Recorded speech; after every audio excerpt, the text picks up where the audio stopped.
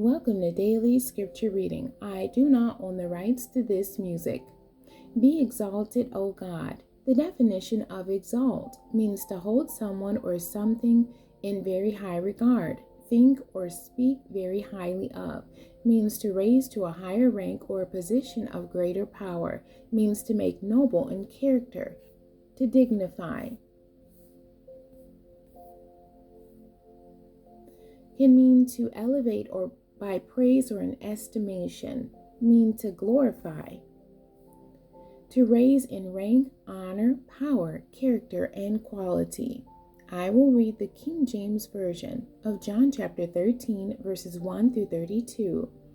Now, before the feast of the Passover, when Jesus knew that his hour was come, that he should depart out of this world unto the Father, having loved his own which were in the world, he loved them unto the end. And supper being ended, the devil having now put into the heart of Judas Iscariot, Simon's son, to betray him.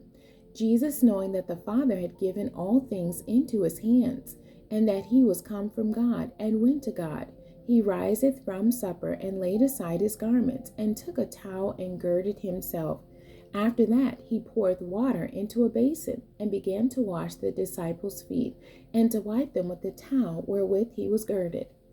Then cometh he to Simon Peter, and Peter saith unto him, Lord, dost thou wash my feet?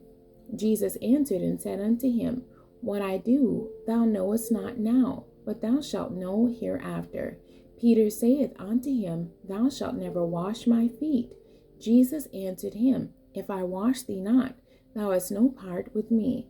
Simon Peter saith unto him, Lord, not my feet only, but also my hands and my head. Jesus saith to him, He that is washed needeth not to wash his feet, but is clean every whit, and ye are clean, but not all. For he knew who should betray him. Therefore said he, Ye are not all clean. So after he had washed their feet, and had taken his garments, and was set down again, he said unto them, Know ye what I have done to you? Ye call me Master and Lord, and ye say, Well, for so I am. If I then, your Lord and Master, have washed your feet, ye also ought to wash one another's feet. For I have given you an example, that ye should do as I have done to you. Verily, verily, I say unto you, the servant is not greater than his Lord, neither he that is sent greater than he that sent him. If ye know these things, happy are ye if ye do them. I speak not of you all. I know whom I have chosen, but that the scripture may be fulfilled. He that eateth bread with me hath lifted up his heel against me. Now I tell you before it come, that when it is come to pass, ye may believe that I am he. Verily, verily, I say unto you, he that receiveth whomsoever I send receiveth me, and he that receiveth me receiveth him that sent me. When Jesus had thus said, he was troubled in spirit, and testified, and said, Verily, verily, I say unto you, that one of you shall betray me. Then the disciples looked one on another, doubting of whom he spake. Now there was leaning on Jesus' bosom one of his disciples whom Jesus loved. Simon Peter therefore beckoned to him that he should ask who it should be of whom he spake. He then, lying on Jesus' breast, saith unto him, Lord, who is it? Jesus answered, He it is to whom I shall give a sop, when I have dipped it. And when he had dipped their sop, he gave it to Judas Iscariot, the son of Simon.